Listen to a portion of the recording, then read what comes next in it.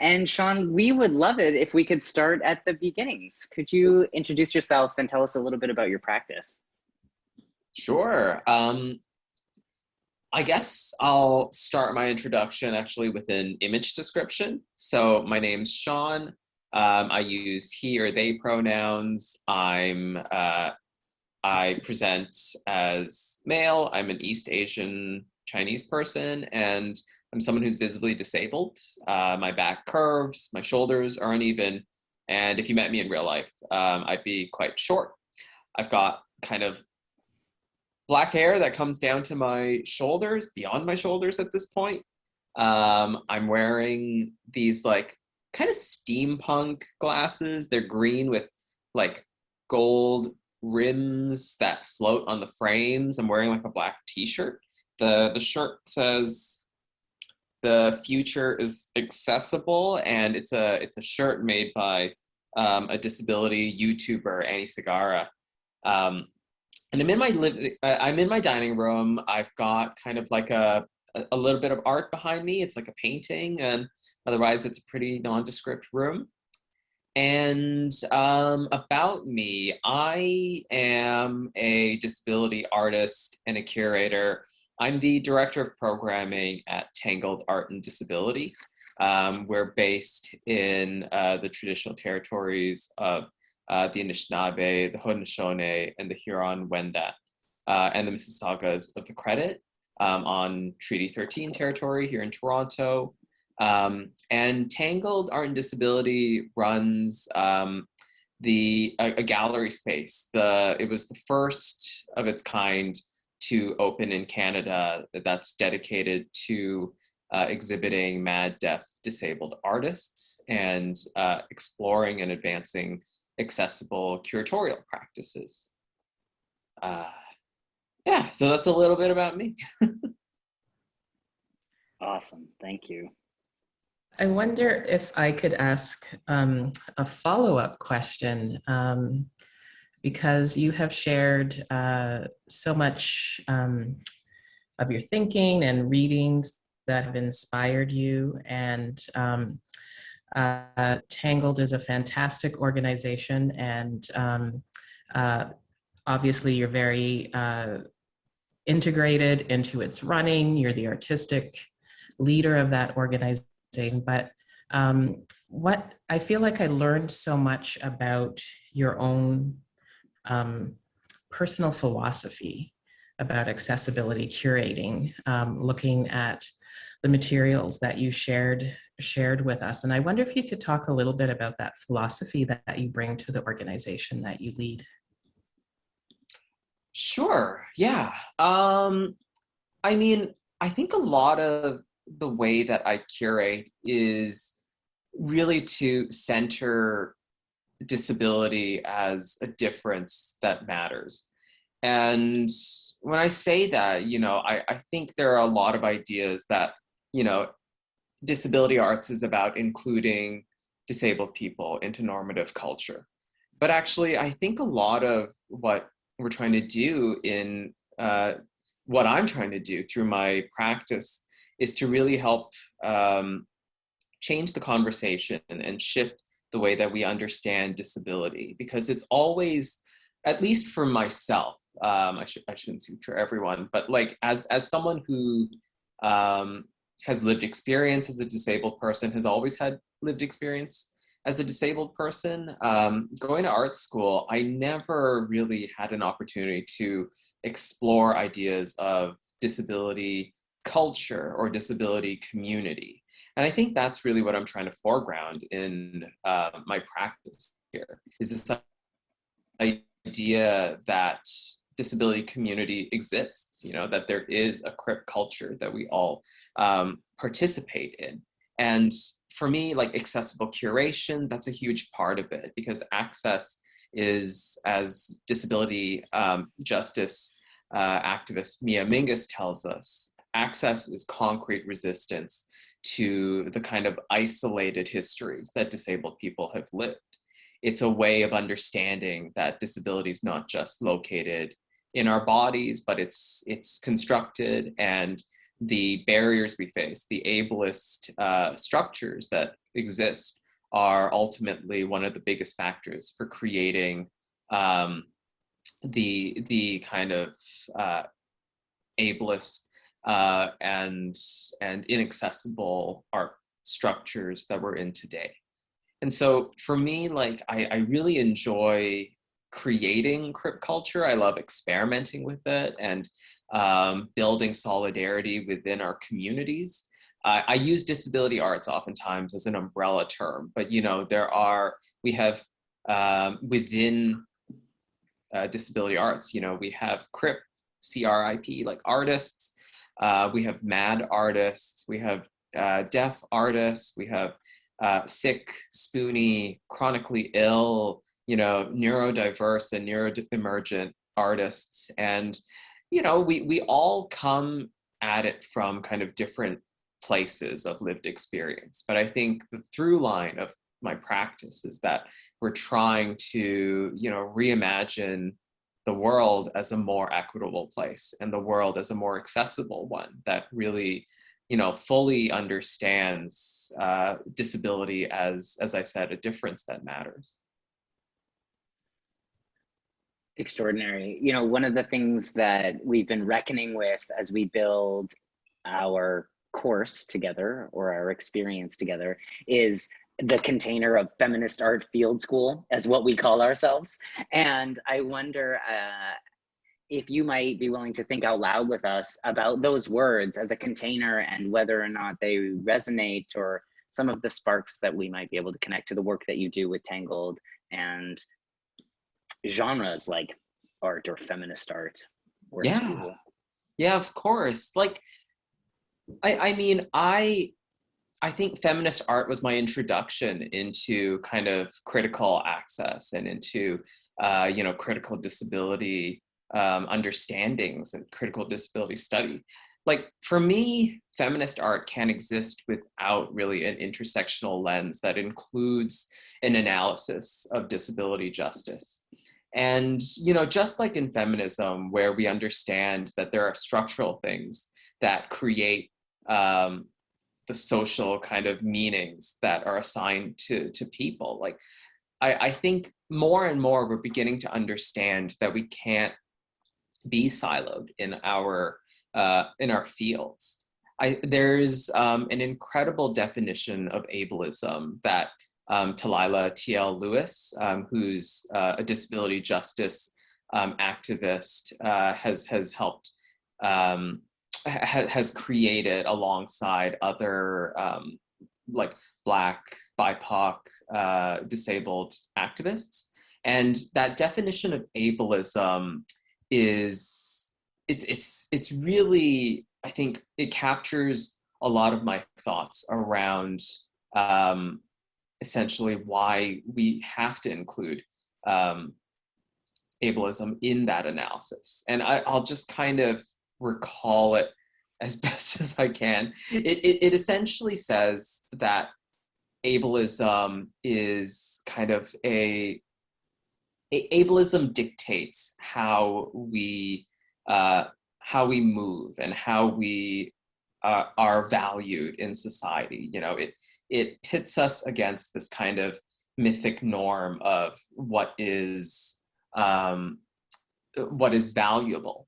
And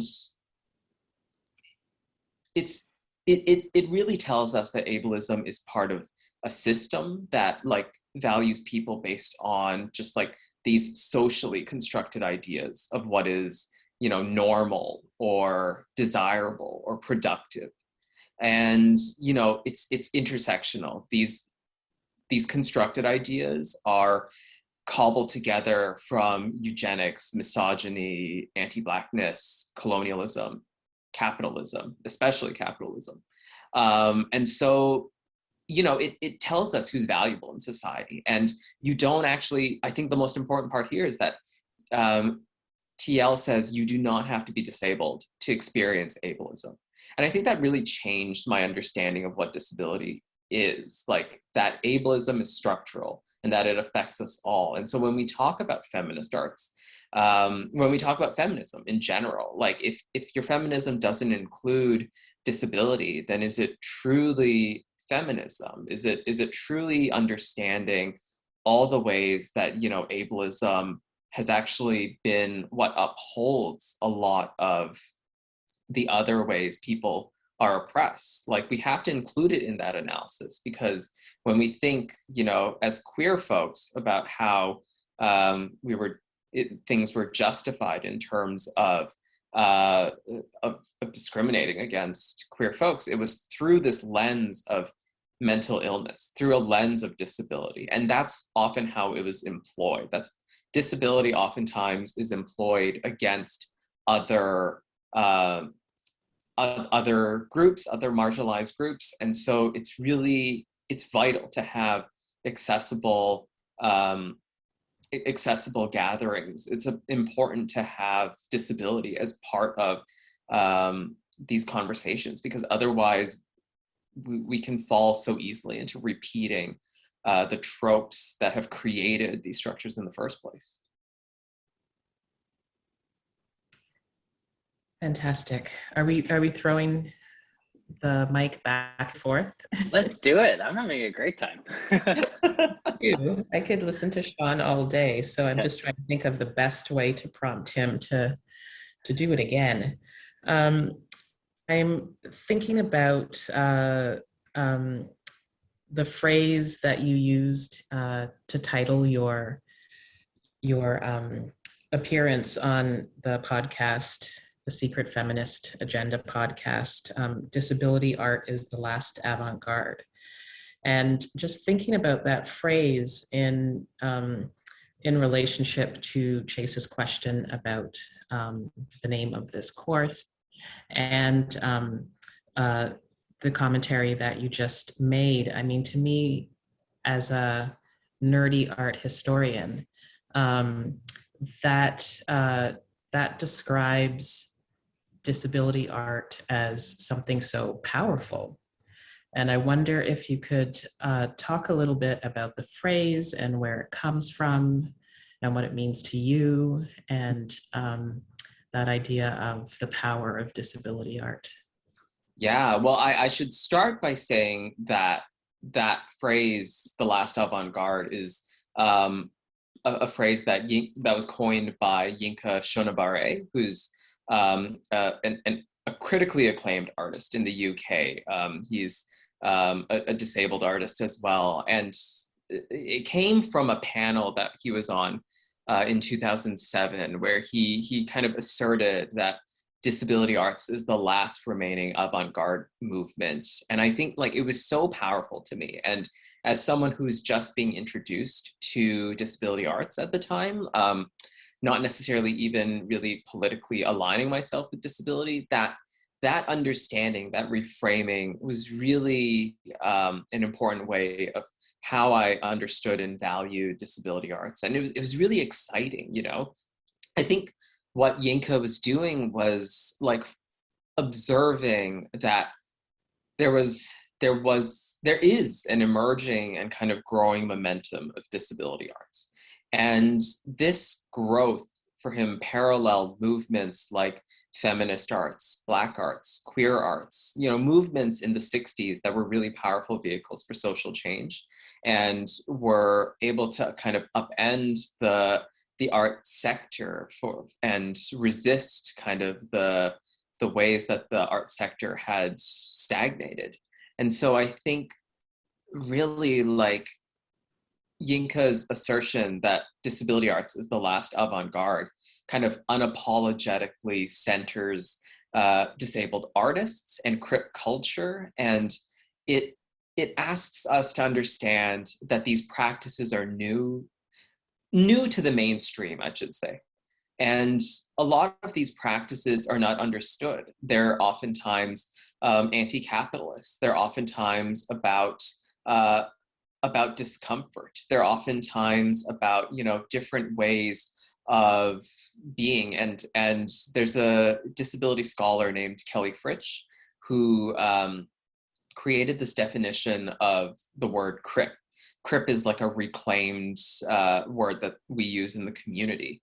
And Kelly started using it as a verb which meant to open with desire for the way that disability disrupts. And for me, that's kind of what this last avant-garde is about. It's about, crip cultural practices that disrupt our budgets, that disrupt our timelines, that disrupt, our expectations for productivity. And I think those are all ways that we reimagine the world through disability arts. Like, I think art holds that possibility, right? To not only showcase really beautiful works and to not only showcase the messages of the artist, but really to actually reimagine the worlds that we're living in through, curation, through care, through kind of the mutual ways that we can gather. And so for me, like, this idea of the last avant-garde is so exciting because it simultaneously situates the movement within kind of, the artistic movements that currently exist, but also asks us to understand that it's something we don't know yet. It's something that is still being developed and it's still being formalized. And for me, like, disabled artists are really important because we're changing the framework of how the arts industry functions and moves, and how it values, where it places its value, essentially. Extraordinary. I feel like I'm sparking in all kinds of directions. And one of the things that I think about a lot as a filmmaker and someone who, learned how to make films in activist and experimental places and has since moved toward the more mainstream industrial apparatus of cinema and media making. One of the things that's interesting about that move is the ways in which you get to see how the institutions work and the politics of gatekeeping and inclusion and exclusion that keeps the avant-garde, and the mainstream, right? And so there's so many connections there to what you're saying. And I wonder if we can continue the conversation by integrating, what is a critical disability curatorial practice? How do we think about curation as such a central mode of making and unmaking in these ways? Yeah, like, that was something that coming into my role, I really started off as an artist, as someone who, was trying to piecemeal my own understanding of disability. And so when I first came to Tangled, when I learned about accessible curation, for instance, I was really still under the impression that access was something that you could scientifically quantify. That, like, if you learned about the many standards and checklists, that was about creating access. And, people throw around the word fully accessible all the time. But in my work at Tangled, I'm beginning to understand more and more that, like, we're never going to be fully accessible. And you can't sort of be fully accessible. And I think that's the beauty of it, is that when we're doing this kind of work, we're constantly relearning and unlearning. And for me, there's this idea that disability scholar Amy Hemrai puts forward, which is called critical access. And critical access sort of, it rejects this idea that access is always good for everyone, which is kind of how in the 60s and 70s, when the disability rights movement emerged, that was kind of how the disability rights movement got buy-in, was to convince, architects that good design is always good for everybody.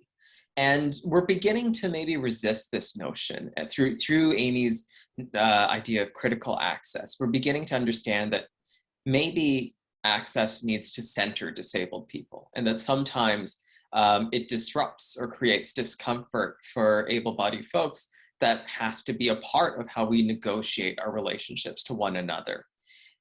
I think, you know, for instance, in an exhibition that we did in 2017, one of the earliest, one of the first shows that I was involved with, we worked with an incredible artist, Vanessa Dion Fletcher, who's a Lenape and Potawatomi neurodiverse artist. And Vanessa had an exhibition called Own Your Cervix, in which she used you know, porcupine quills and menstrual blood as a way of understanding colonization's hold on our bodies.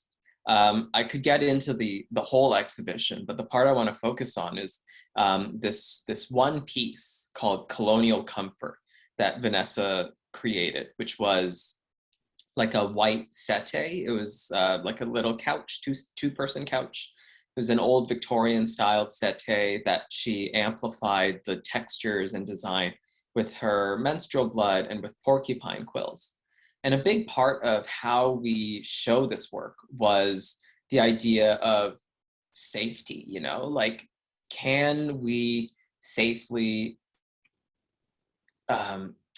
like place the work and allow folks to engage with it when there are porcupine quills? You know, if someone comes in who's from the blind or low vision community, like, how do they safely engage with this work? And, you know, we kind of went back and forth. We thought, you know, does it go on a pedestal? Do we put a rope around it? And I think these were all things that we thought of. And then at the end, what we decided was actually, every time someone comes into our gallery, we would just let them know that there are porcupine quills, and we would help guide them to interact with the work as much as they want. And so we were still creating access, but I think it was about letting folks engage with the work the way they need to. And I think that was a really fundamental moment for me, because I was always understanding accessibility as creating independence. And instead here we were creating what we call interdependence, you know? I think interdependence and access, those are really like our community's address to ableism. And, you know, it's all very linked back to the ways that we can try to decolonize our spaces and to queer our spaces, because it's all really linked back together. And so I think for me, this commitment that we were making towards disability justice and decolonizing through Vanessa's exhibition, that was like a really fundamental change for me in understanding, like, yeah, access isn't always about making this very scientific, very kind of compliance-based way of curating and exhibiting the work. Sometimes it's about doing what you can with the resources that you have. You know, maybe if we had unlimited resources, we would have been able to find some other way, some automated, magical way. Someone comes near it, the lights come off, the big sign comes, like something like that.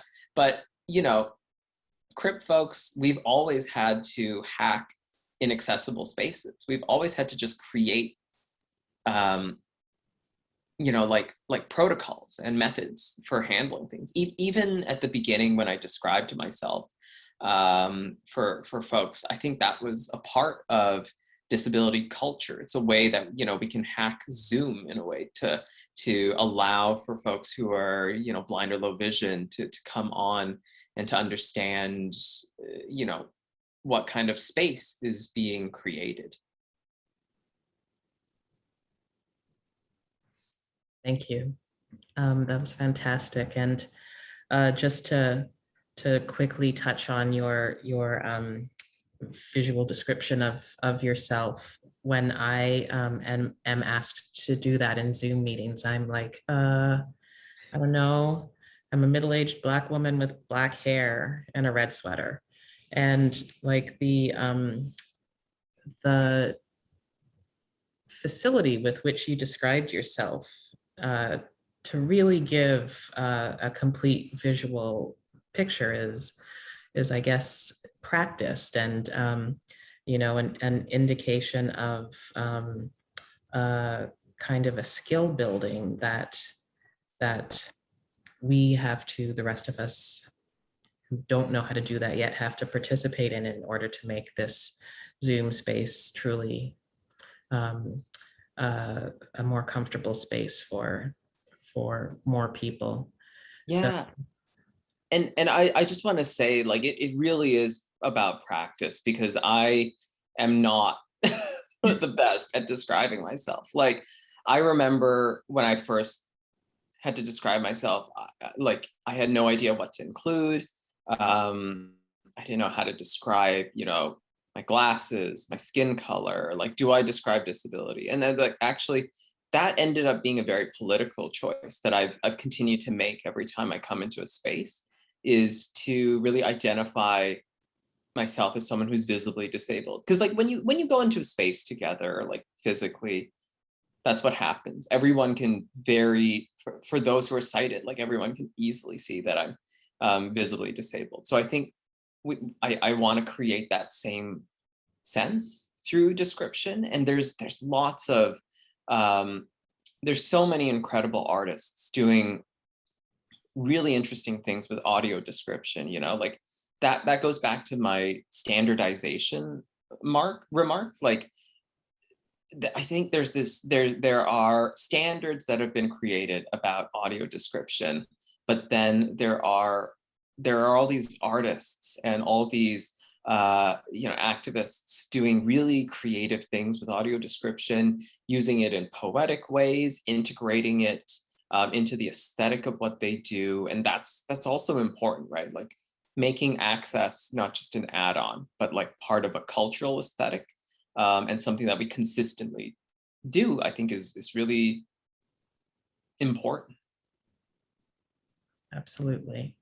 The other thing that I wanted to touch on out of your last comment, I hope I'm not hogging the mic, Chase, is the idea that the solution that you came up for Vanessa Dion Fletcher's show was, the creative solution that you had to come up with because you had limited financial resources. And thinking about the kind of large mainstream public institutions that I've worked in, I think that your solution was so beautiful. And I think to myself, oh, gosh, how would we ever do that? Because we can't have a person guide everybody who comes to the show to the piece. So there's a different kind of lack in mainstream institutions. There's plenty of money, but not as much relational wealth. And I hope I'm not coming to this question too soon, but it's the one that is always at the front of my mind. Like, what do you think the capacity of larger public institutions are to be more responsible in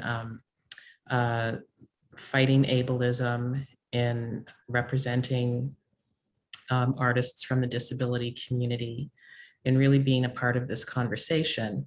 And a kind of related question is, can you talk a little bit about the partnerships that you do with mainstream institutions?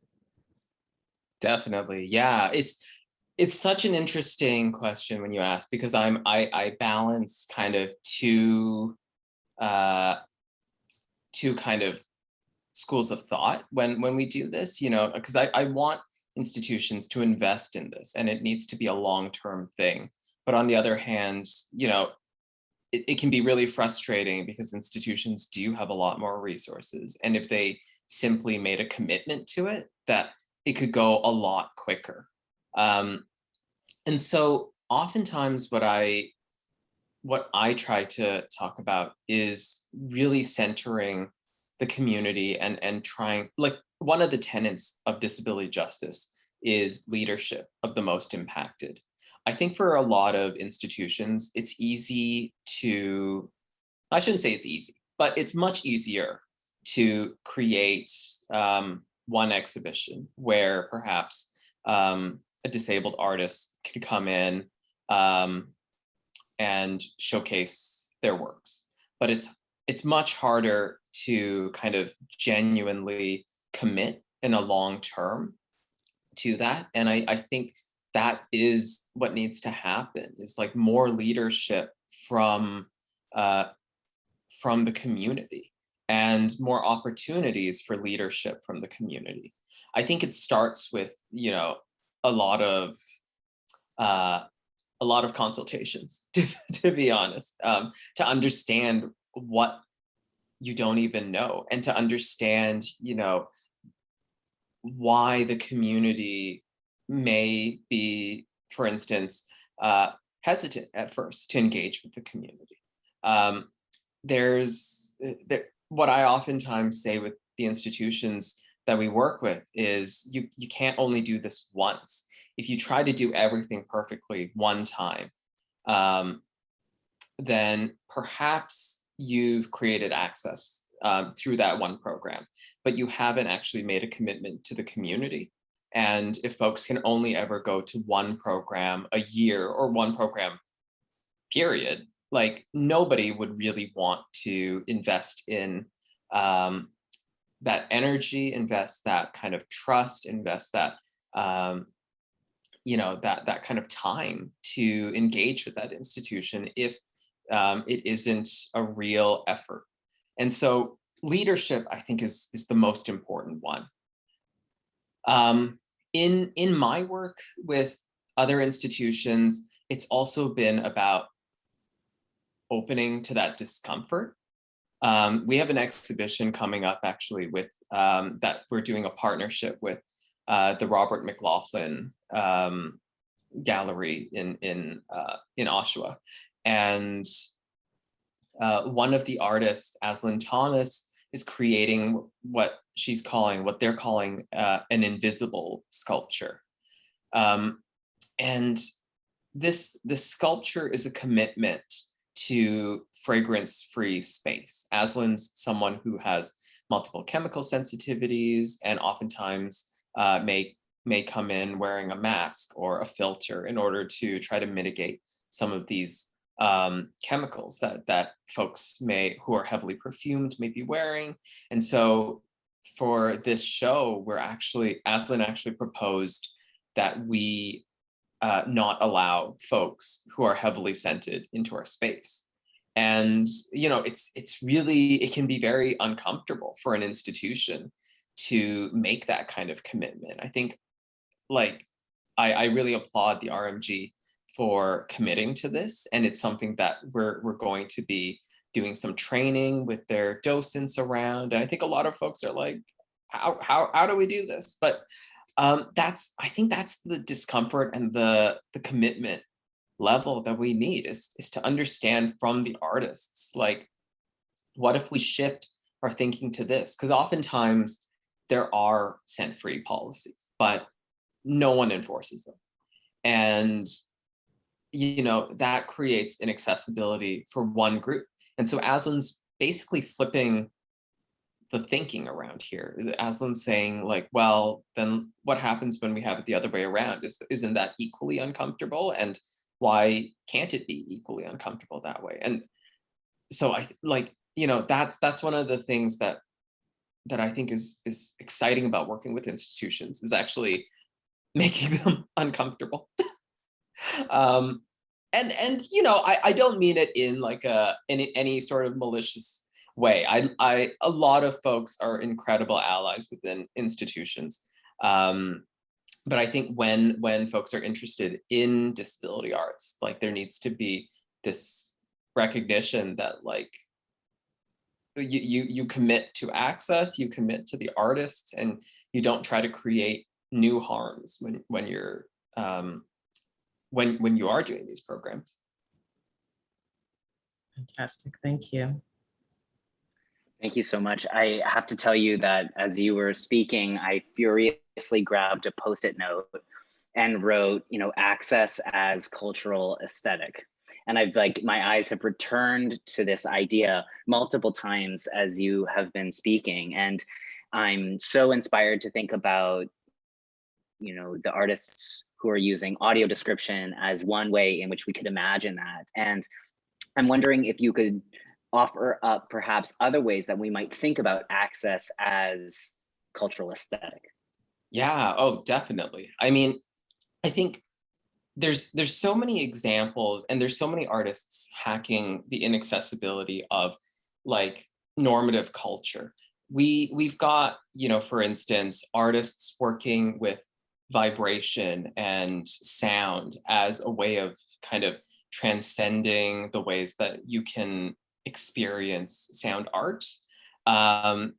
We've got artists playing with captions in ways that are really interesting, that kind of may on one level actually be inaccessible for some, and then like really interesting for others. And they're doing it in ways that offer multiple entry points. For instance, the artist who painted the piece behind me is Valentin Brown, and Valentin really committed to accessibility as an aesthetic within his work. You know, I often talk about how artists gesture towards what I call a horizon. I kind of took that from Jose Esteban Munoz's idea of a queer horizon.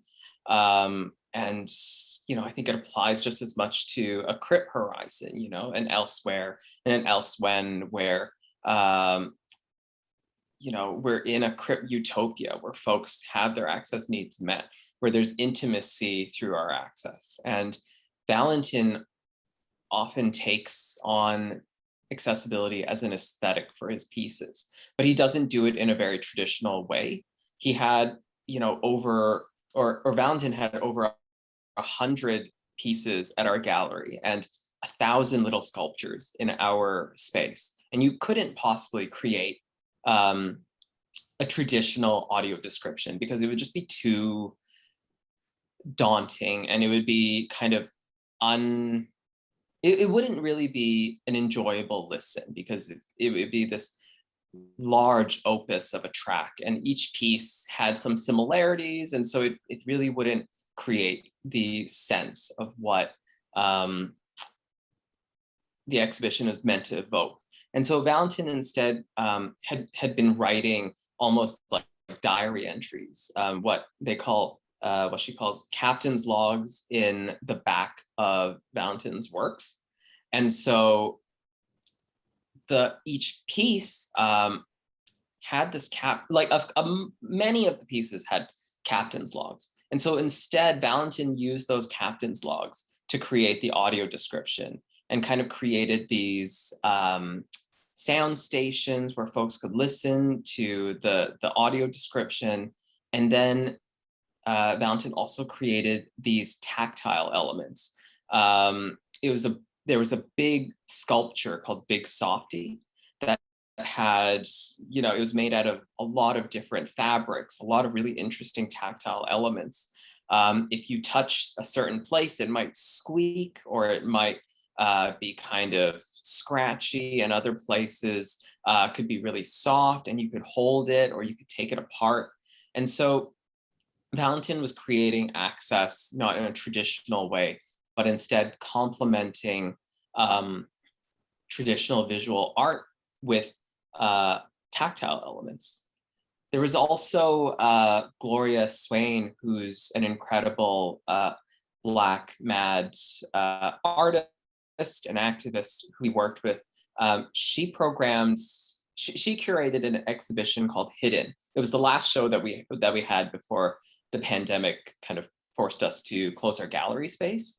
And during this process, Gloria had curated 4 other artists along herself into the space. But unfortunately, one of the artists wasn't able to be a part of the show anymore.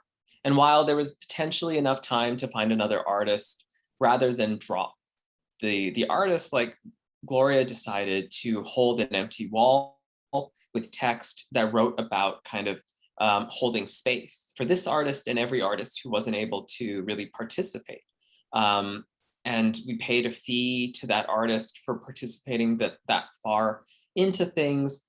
And, I think Gloria was holding access in a different way for the artists of the exhibition, and also to showcase access in a different way. And we've since learned from that. We've put into the very contracts that we sign with our artists what we're calling, for now, we might find a better name for it, like a care clause, where the productivity isn't the most important thing, the deliverable isn't the most important thing, it's the wellness and capacity of the artist. And so if not everything arrives, that's fine. If nothing arrives, that's also fine. It's about creating a space that tries to mitigate the inaccessibility of the very art world that we're participating in. Those are some examples of access off the top of my head, but I think there are so many artists creating collaborative, collective ways of doing this work. And oftentimes it's through hacking, it's through very DIY aspects. And I think people are oftentimes surprised at that, because they're through things like the AODA, the Accessibility for Ontarians with Disabilities Act, and through the ADA, the Americans with Disability Acts in the US, the idea of access has been kind of made into something that's only ever about compliance and about the fear of reprisal if you don't become accessible. And while I think that is important to have teeth behind resistant parties to access, access can also be really joyous, and it can be really exciting and liberatory. And so there's numerous practices. There have been numerous failures as well. And each time we learn something, and I think each time we come towards something a little bit closer to that crib horizon, that idea of a more understanding, intimate, intersectional, and interdependent kind of arts sector.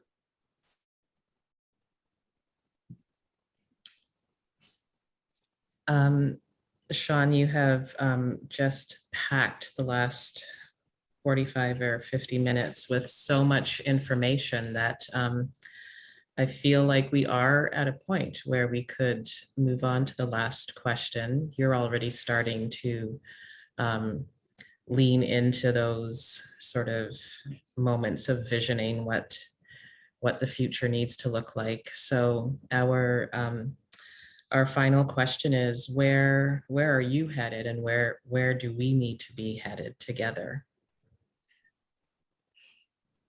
Yeah, well, that question at the moment, I always turn to right now, in this moment, in COVID, in the pandemic, I think has been really illuminating for us as an organization, because it made us recognize just how untapped into the digital world that we were. One of our practices was before COVID was to live stream our openings. But if you don't do it in a very meaningful way, it isn't as effective. And that's kind of what we realized, was there's so many possibilities, particularly because disabled people do often gather online for digital content to be created. And so that's a big part of it, is holding on to these hybrid possibilities for the future.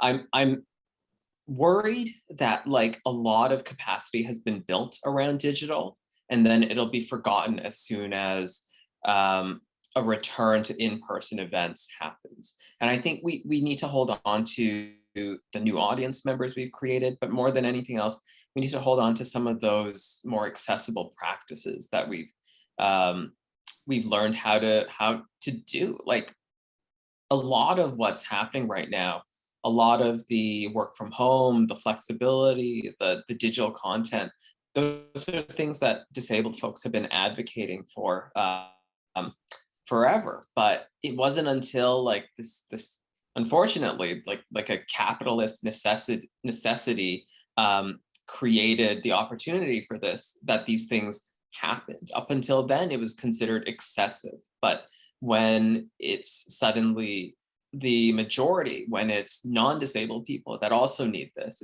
it's suddenly not excessive. And I think that's also what critical access tasks us with understanding is trying to be more understanding of how access can really go beyond compliance and go beyond this idea of only being a checklist, and for us, the hybrid is an exciting place, it's a site full of possibilities.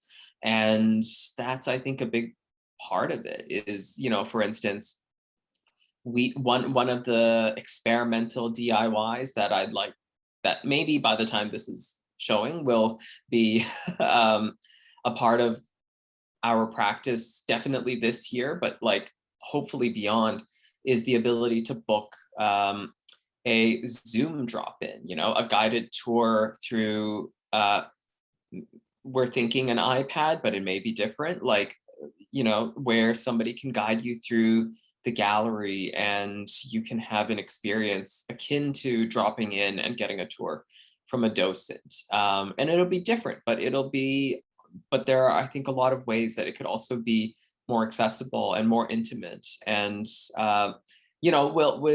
we also love in-person events and gatherings, but we also really want to hold on to like the digital ways that we can program and create community. So that, like, only I think because the pandemic is so at the moment, that's where I'm going with the future. And I think a lot of other organizations, I hope, do as well, is hold on to the capacity they've built digitally and not just, okay, we don't need to live stream anymore because we're open again. Like, I think do both. Maybe if you don't have the capacity to hold as many artist talks, that means you do a little bit less and you keep the shows open longer. And I think that's also something we'd like to see is just some slowing down and some like relaxing of the practices that currently exist, that I think a lot of us hopefully, at least at the beginning of the pandemic, took on, was just trying to slow things down. And yeah, hybrid models. Thank you so much for those thoughts. When Michelle and I first started thinking about the field school together, we had imagined it to be in person and imagined it to be in a much more contracted time. And we are so grateful for the opportunity to be in conversation with you and to actually extend our time and slow down our time and to continue to think of ways that our conversation and these modules and these conversations that we're having with students and other interlocutors can exist far beyond the bounds of the field school itself. And I'm so grateful for your insights and inspirations and ideas. Thanks for talking to us. Oh, it's my pleasure. And, I think it's really great that in a lot of ways that we can do these things digitally. We've been able to collaborate with folks all across the world now that, I think just culturally wouldn't have been thought of before. It was always possible, but is now kind of coming through a lot more. And so I'm excited for a lot of the possibilities in the future, when we can be in a space and also digital. Like, I think a lot can happen. And I really appreciate the invitation to be a part of this. It was absolutely our pleasure.